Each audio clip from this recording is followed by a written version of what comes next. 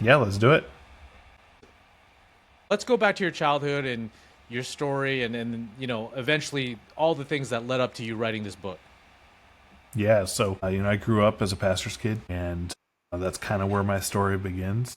Because as a pastor's kid, you kind of have some, at least for myself, I can't speak for all pastor's kids, but for me, there were some self-imposed pressures, expectations. There are things that I didn't realize that were there until now into my adult life as I've looked back and reflected. But I was putting pressure on myself to act certain ways, do certain things, say certain things, so that I was reflecting positively on my parents, the church, on God, and so I wanted to be that person, or that good reflection. And so that ended up leading to me becoming what I affectionately call myself as the master chameleon, right?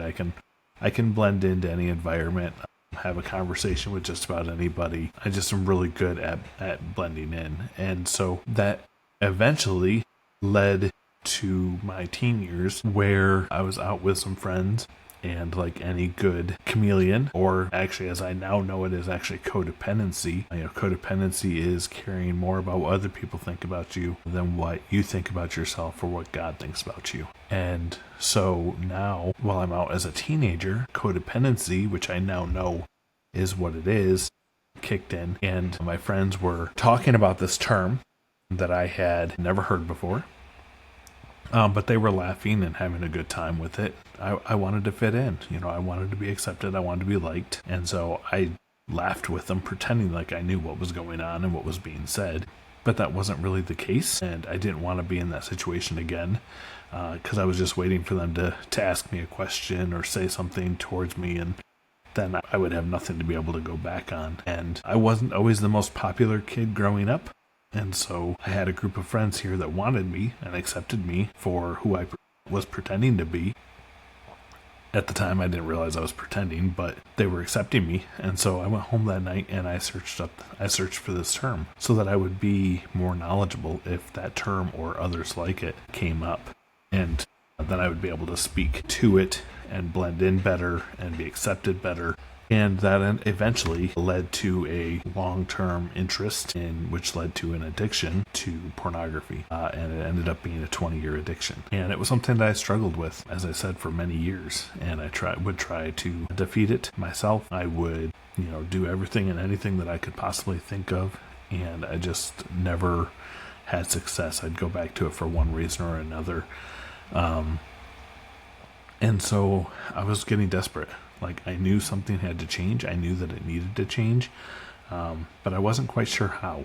And so 2018, 2019, thereabouts, I was sitting in church, and they mentioned that they were getting ready to start this new ministry in the church called Celebrate Recovery. And it was then that I was sitting and I remember thinking, like, this sounds pretty cool. Maybe I should check it out. But I was like, it's recovery, it's for drugs and alcohol. I don't struggle with those things, so it's not for me. But then they went on to explain, that Celebrate Recovery is actually for everybody. It's for anybody with any kind of a hurt, any kind of a habit, any kind of a hang up. Only 1 in 3 people that go to Celebrate Recovery are there for drugs or alcohol. And the rest of us are there for life issues, broken relationships, problems with food and overeating, or self-image, or pornography, or picking your nose, or whatever it might be. We're all there for different reasons, not for those cliche things like drugs or alcohol, which there are people that come for that too, but that's not the majority of the people. And so So as I just wanted go to ahead. jump in here. So when did you realize that when did you learn that codependency means that you care more about what others think than your own thoughts about yourself? Like, when did you learn that term, and when did you make that realization, like, that all these years I had been codependent? Yeah, that actually came from the very first night that I attended a Celebrate Recovery meeting. Okay. So I'd heard about the meeting. Like I said, I'd heard them to talk about it, and I remembered thinking I should go, but it took me a while to be able to bring myself to go. As a codependent, I care more about what other people think about myself than what I think about myself. And so going to a meeting And admitting that there was something wrong that I needed to deal with is not an easy pill to swallow, because now you're admitting to somebody else that you have an issue or a flaw, which could lead to a negative thought process towards you. And so it took some courage for me to do it and to work up the courage to go. But when I did first go, I got there and I went in and I said, okay, you know what? I'm going to go in. I'm going to sit in the back row. I'm going to go through the motions, whatever. And then I can leave at the end and say I tried it and it's not for me. I was giving myself an out. It didn't work for me that way, because I'm now still very, very, very much involved in the ministry today. I'm actually a leader now in it, because what happened? Like, you sat in the back, and then, like, was it the whole process of them? Yeah.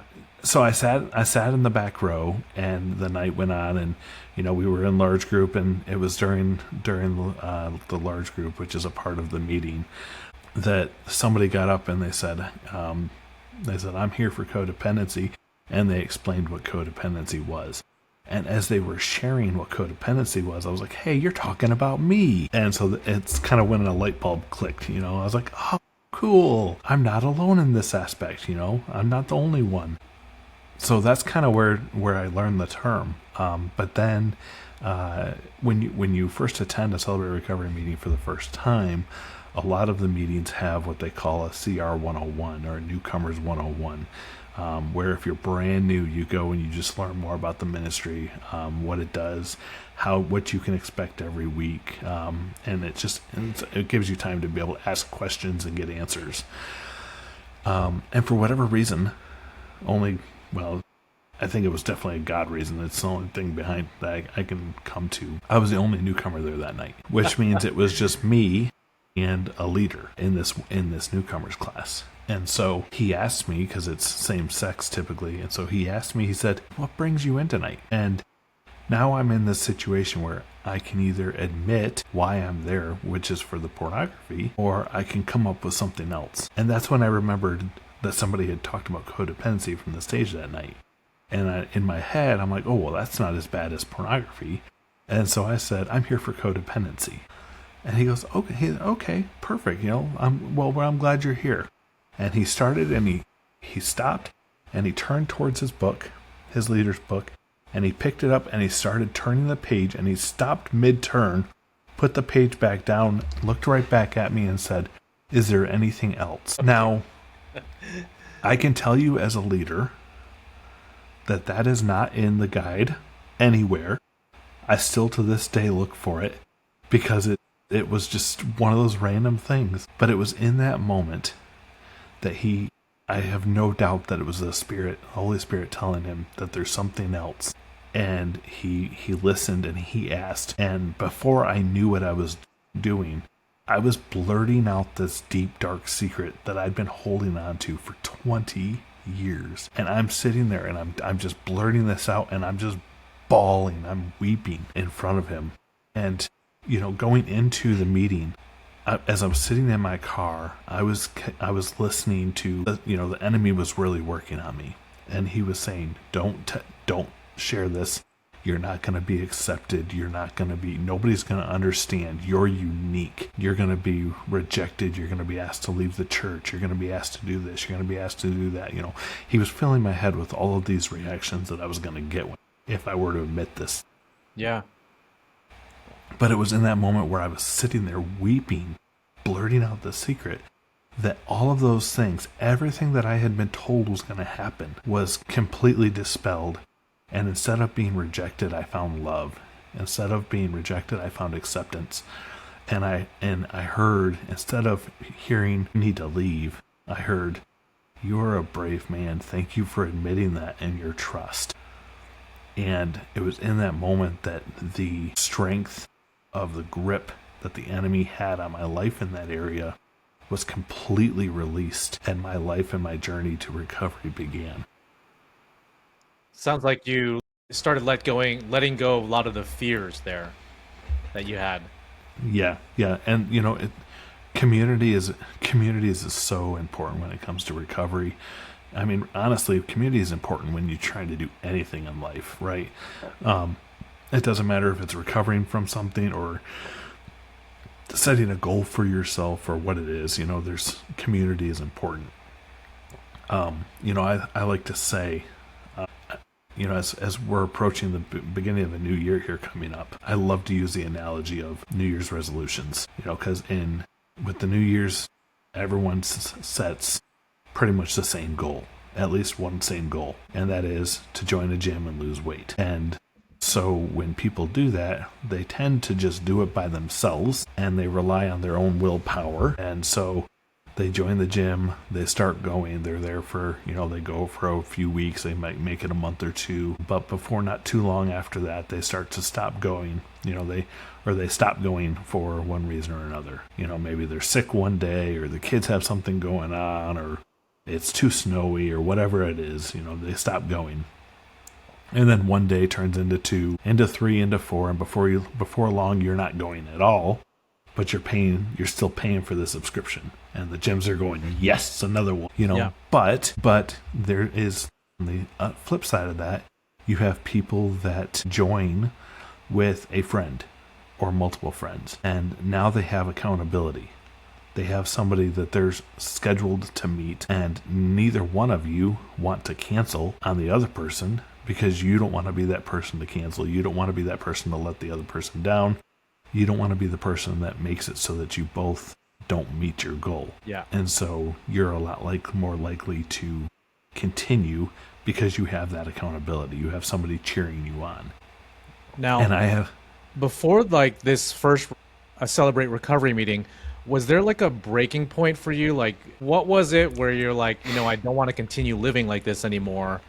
I want to do something to change and get better or improve my life. What was that moment like for you? Yeah, I think that was I don't know that for me there was a specific breaking point.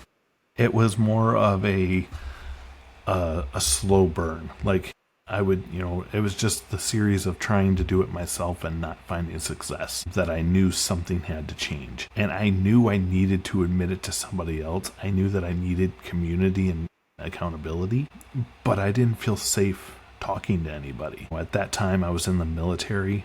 And so I didn't feel safe going to anybody and talking about it in military circles because I was afraid that it might have some kind of a negative impact on my career or my security clearance. And because I was in the military, we were, we would move, every 2 years, 3 years. And so I was never really in any place long enough to make the types of deep friendships that gave me the security to know that I could go to these people and trust and it would stay with them. And so I didn't really know who to talk to. And so I kept it bottled up and I just kept trying to do it myself. And so when it came time and I came around to being able to go to this meeting, I was now out of the military and I was in a spot where I had some kind of roots down and I was rooted in this church and I knew the ministry provided anonymity and confidentiality. And so I knew if I shared something there, it would stay there based on those rules. And so I think everything combined kind of led to that moment where that was kind of the breaking point where he said, is there anything else? And out it came. And it was there that I found the community, just like, and go back to the gym analogy. There I instantly now had another person that knew about what was going on. And he was able to help keep me accountable and, check in on me and kind of gave me that boost that I needed. The scripture says that we need to admit to another human being the exact nature of our wrongs. And so having that accountability and coming to the point where I now was doing that exact thing and I finally was able to admit the struggle, admit the addiction to another human being, I found community and I found accountability, and that flipped the switch in my head and I was able to begin my road to recovery through Celebrate Recovery, and by the grace of God, more importantly. So what's the structure of these meetings like? Like, is there always a similar structure every week? If someone's new and unfamiliar, what happens actually during these meetings? Yeah, so Celebrate Recovery, you go every meeting, doesn't matter if you go stateside or around the world. It's actually now a global ministry, and here within the United States, there's actually more meetings held every week than there are Starbucks locations. And that tells you how many meetings are held. It's crazy. But when you arrive, you're going to go into a large group. In the large group, you're going to experience the same thing. It doesn't matter what CR you go to, because there's a DNA that they have to follow. But you're going to find some worship songs, and then they're going to do either the 12 steps or the 8 principles. They'll recite them, and it's typically up on a screen so you can follow along. It's super simple, or you can just sit there quiet, whatever you want to do. There's no judgment. And then they'll either do a lesson or a testimony. It typically alternates, so one week they'll do a lesson, the next week they'll do a testimony. Same thing with the 12 steps and 8 principles. One week they'll do one, the other week they'll do the other. So I'm kind of unfamiliar. What's the difference between a lesson and a testimony? Yeah, so a lesson is one of the 12 steps.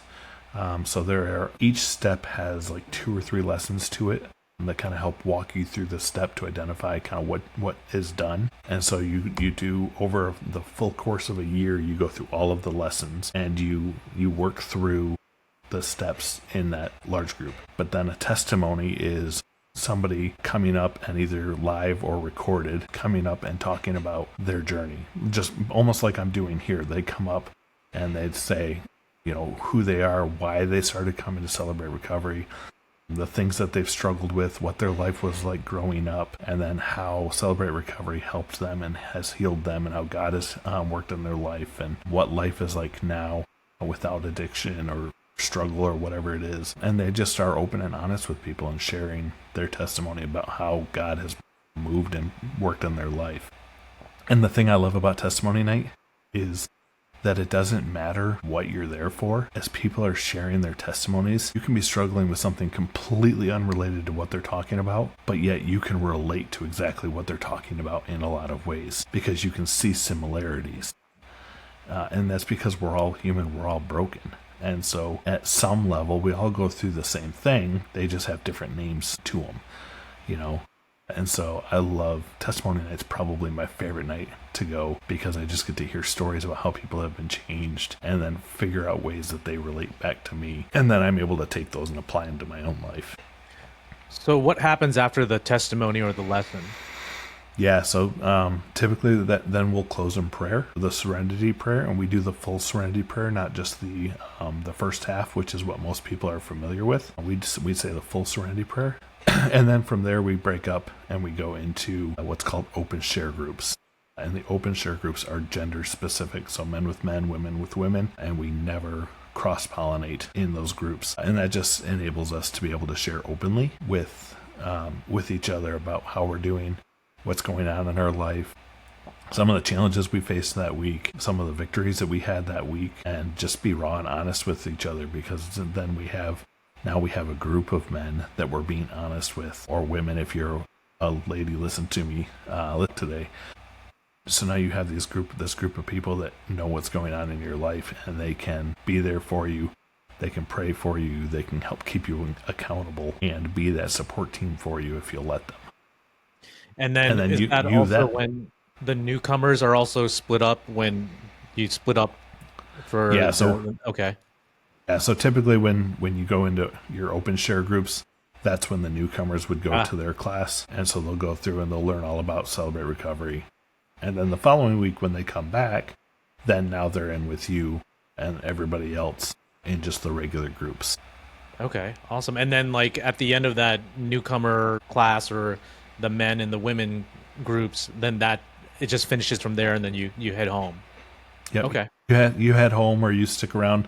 A lot of people love to just stick around and chat and just get to know each other more and talk about life. And that's typically when people will find their accountability teams or their sponsors.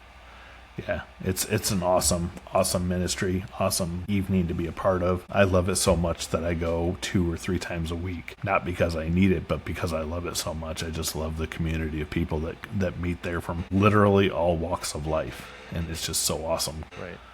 And we went to your first Celebrate Recovery back in like 2018, you said?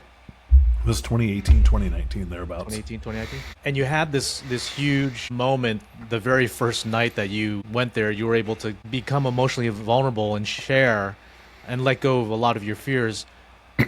since then, like, what have been some other breakthroughs that you've had along the way? Like, what other things have you learned about yourself, or just how else have you grown?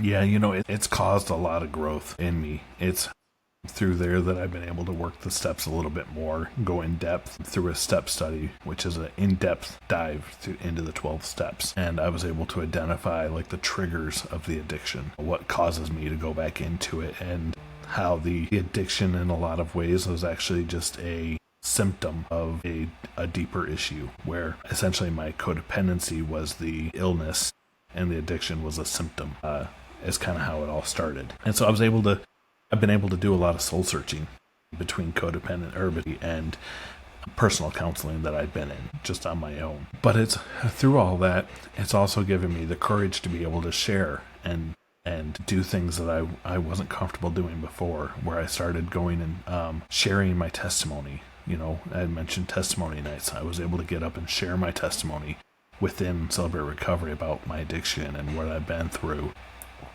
As I started doing that more and more, then I became comfortable sharing and talking about it within Celebrate Recovery because I knew it was a safe place. Now, that kind of brings me to the book. So it was 2019, not long after I started going to Celebrate Recovery, that I was in a meeting and I heard a testimony. And in the testimony, somebody said, whoever it was up there said something. And I don't remember what it was. Whatever they said brought to mind the movie A Knight's Tale. I don't know if you've ever seen the movie, but in the movie there is a scene where the knight is parading down the road. He's in his full armor, shiny, looks awesome, and there's a young boy on the side of the road, and he says, Dad, I want to be him when I grow up. And of course the dad, like any parent, is like, absolutely, son, you could totally be him. You do whatever you want to do, You just work hard and you can do it. And of course there's a lookaloo, not far, that has to butt in and give their unsolicited opinion, because that's what we as humans do. And he says to the boy, he says, no, you can't do that. You're just a peasant boy. You can't change your stars. And as that scene in particular kept replaying in my head, God kind of gave me this alteration of the scene, if you will, where the messaging is essentially the same. It plays out the same, but we as humans, we're all like that little boy. We're all the peasant boy on the side of the road. We all want to change something in our life. We want to lose this addiction. We want to lose this struggle. We want to lose this bad habit. We want to be saved if you're not a believer. But there's something that we all want to change. And then when we do finally realize that we can't do it on our own, and we surrender that thing to God, that hurt, that habit, that hang up, that addiction, or, we finally admit that we need God in our life, and we accept His love and His grace and His forgiveness, and we become believers, then we now have changed our stars. We are now a member of His royal family. We are now a part of the kingdom. We have changed our stars and done exactly what that little boy wanted to do on the side of the road in that movie. And as I began processing that, this whole idea of changing my stars just really started sinking into my spirit. And I began to realize that, everything in our life is a star. Back in, well, I'm sure probably even today, but in nautical terms, the ships navigate by the stars, right? They use this North Star as navigation point. And in our life, every decision we make, every job that we have, every relationship we have, everything about our life is a star, in the constellation of our life. And, so what matters to us as humans and as believers is what our North Star is. And for us, then our North Star should be Christ. It should be God. It should be Jesus. And if our North Star is Him, then as long as we're using that North Star to guide our life, then we'll make decisions that are in line with who He wants us to be in our becoming, in our journey. But when we lose sight of the North Star and we begin navigating by a star to the right, to the left, up, down, whichever direction, then we start to drift off course, and we're no longer living or navigating life by the destination that he has for us to reach in his divine purpose. And so that just really started resonating with me. And that's what led to my book, The Blueprint of Becoming, a practical guide to faith, failure, and fighting your way forward. Because in it, I share not only my personal testimony, a lot more in depth than we have time to be able to get into here today, but I also share principles or stories of other people in the Bible that by world standard would say they are too far gone. They can't be used by God. They won't be accepted. But yet God calls them and they accept the calling, and they're used by him in very big ways. And so we explore some of those stories, and then I provide practical tools and exercises at the end of every chapter, and then a full chapter specifically dedicated to them to help people realize and identify stars within their life that maybe need to change in order to bring the North Star back into proper focus to guide your life by.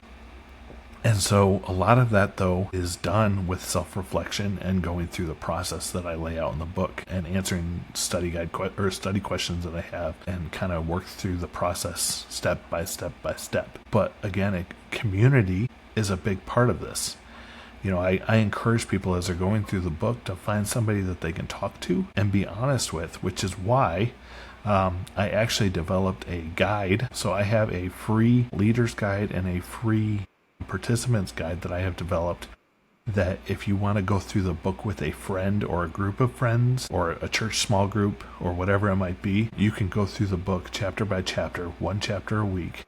And then every week when you're together, you can share what it is that God laid on your heart that week, or that you discovered that week as you were going through the book, and be honest with each other in a safe place. And now you have an accountability team right there in front of you to be able to keep you accountable and encourage you, and you in turn can encourage them and keep them accountable, so that as you're working through these things and you're identifying these things, you can begin the process of making real change. And those guides, like I said, they're available completely free of charge, and you can find them at wesleyfarnsworth.com/start.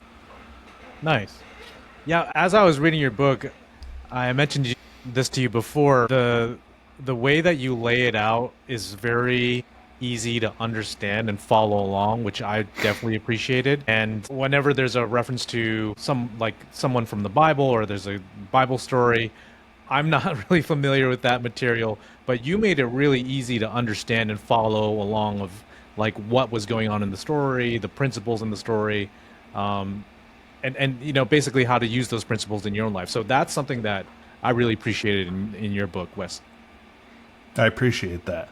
Yeah, I really do, because I wanted it to be a book that anybody could pick up, whether you're a believer with a lot of knowledge behind you, or you're somebody maybe new to faith, or just exploring the idea of faith. I wanted to make sure that they were stories that you could be able to relate to as you read through it. So I appreciate that feedback.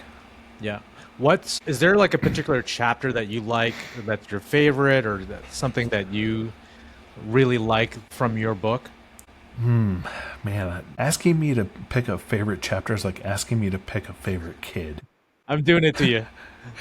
I don't know that I could pick a favorite chapter per se. I would say in some ways chapter 2 is going to be a good one, because that's the chapter where I really go in depth and I talk in a very transparent and open way about my addiction and some of the struggles that I had. And I'm very raw and honest with people, because it's important that you see that in order to understand where I'm coming from and kind of some of the things that I've gone through. So that's a big chapter in the book, in my opinion. And then after that, I would probably say either chapter 4 or 5 would be probably my runner-ups. So those would probably be my top 3. And what's chapter 4 and 5 about? One of them, I'm getting them mixed up in my head, and then I don't have my book in front of me. One no of worries. them Chapter 4 is understanding your current stars, the stars that shape our lives. Yep. And then chapter 5 is the divine blueprint, God's design for your life. Yeah, I'm going to say chapter 4 probably is going to be the runner-up for number 2. Because that's when you really start to dig in and you start to realize the stars that are in your own life. right? And I kind of lay out some things that help you identify those things in your life. So that's probably, yeah, I'm going to say it's between 2 and 4 are probably my big ones that I'm like, yeah, like these are my chapters that I would recommend. Okay. So it's been since 2018, 2019 that you started involving yourself in this. Tell us about your involvement these days. What does that look like? And what are you still learning about the recovery process? Maybe watching other people that you sponsored or, people that you've been involved with. Talk to us a little bit about that. Yeah, recovery is a day in, day out thing. You never stop learning. There's always something to learn. And so for me, I'm going 6 years strong now in my recovery, but the moment you let your guard down is the moment that relapse is most likely to happen. And so I just continue strong in the program. I continue being involved. I continue just walking along other people and being there as an ear to listen to, or a listening ear, and then somebody that will provide advice when asked. We like to say in Celebrate Recovery that we're there to support you, not fix you. We can't fix ourselves, so how are we going to fix you?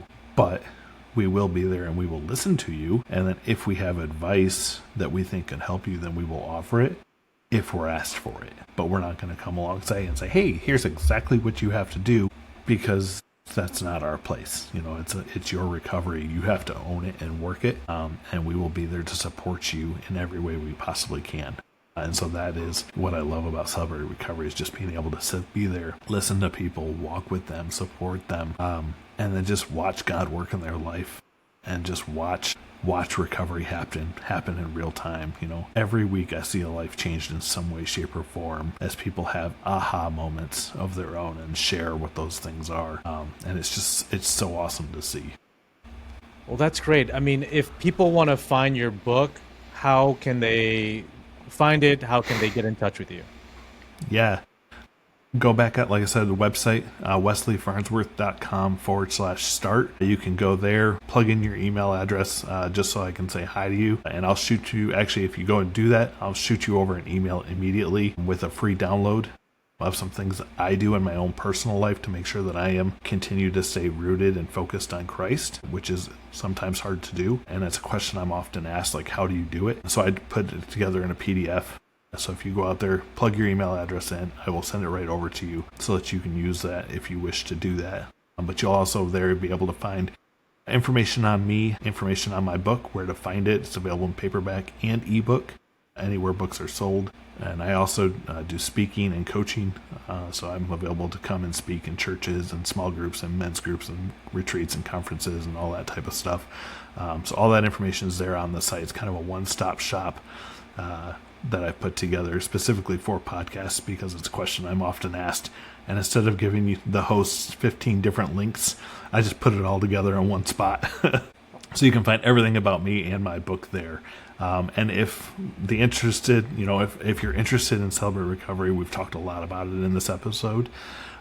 If you're interested in finding out more or finding a meeting near you to go and check it out, you can go to CR for Celebrate Recovery, crlocator.com, and plug in your zip code, and it'll tell you exactly where the nearest meeting is, what night they meet, what time they meet, and you can go and check it out or contact the ministry leader if you want to contact them ahead of time.